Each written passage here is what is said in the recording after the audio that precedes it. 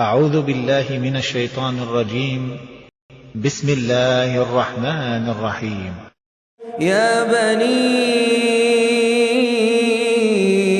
إسرائيل اذكروا نعمتي التي أنعمت عليكم وأوفوا بعهدي أوف بعهدكم وإياي فارهبون وآمنوا بما أنزلت مصدقا لما معكم ولا تكونوا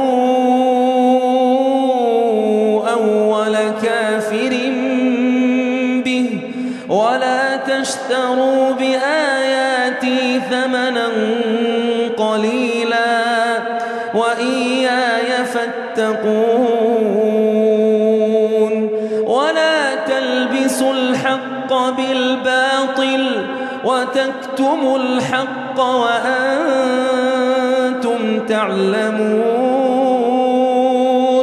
وأقيموا الصلاة وآتوا الزكاة واركعوا مع الراكعين أتأمرون الناس بالبر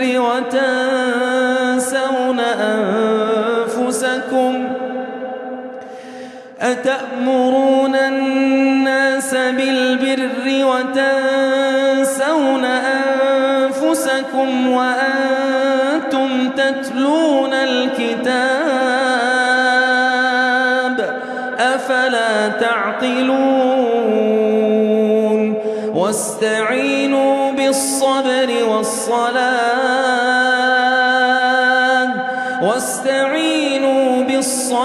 والصلاة وإنها لكبيرة إلا على الخاشعين الذين يظنون أنهم ملاقو ربهم وأنهم إليه راجعون.